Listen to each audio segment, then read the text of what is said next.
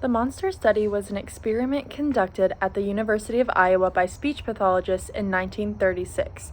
The participants were 22 orphans, some of whom had a stutter. However, others in the orphanage did not. The children were split into two groups, with children with and without a stutter in each group. The groups were then labeled normal speakers and stutterers. The normal speakers were praised for their speaking ability, and the group showed little to no improvement of their speech.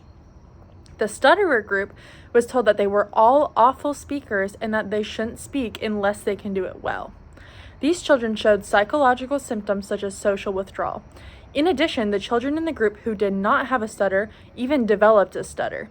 The children in this group suffered lasting psychological trauma and did not even know that they were a part of this study. Since the ethics of the study were so questionable, the results were covered up. The participants did not learn about their involvement until 60 years later when the results were published. The Belmont Report principles discuss ethical guidelines for research and experiments. The main three principles include respect for persons, beneficence, and justice. The first two principles were heavily violated in this experiment. Respect for persons requires informed consent and protection of vulnerable groups. The children were not aware of their participation in this study, and it is even questioned if the orphanage staff knew about their involvement in the experiment. Since they are minors and didn't know about the study, there's no way that they could give informed consent. On top of that, their legal guardians didn't know, so they couldn't give consent either. In addition, children are considered a vulnerable group, and they were certainly not protected in this experiment. By taking advantage of a particularly vulnerable group and failing to obtain informed consent, the principle of respect for persons was undoubtedly violated. Secondly, the beneficence principle revolves around doing no harm. The lasting psychological consequences from the study certainly harmed the children. It is reported that some children who did not previously have any issues with speech developed a stutter.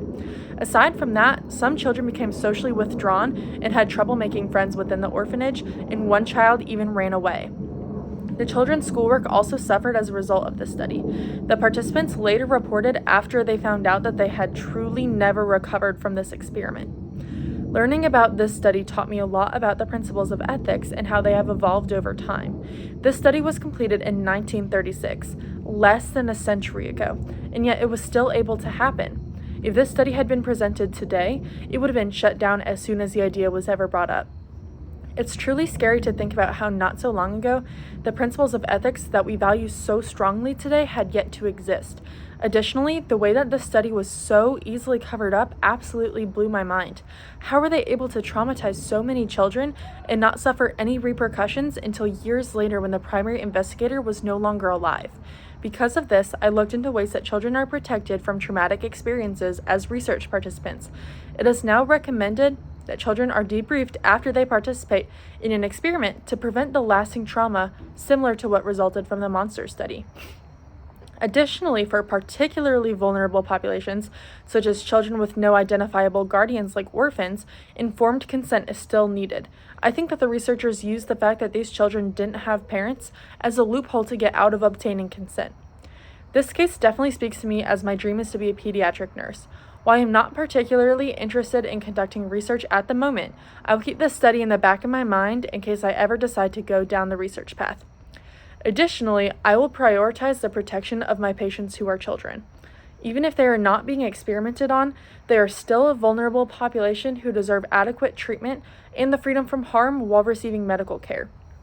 This study has a lot to teach new graduate nurses, especially those who intend on working with vulnerable populations, about consent and beneficence and how it can always be prioritized through nursing care.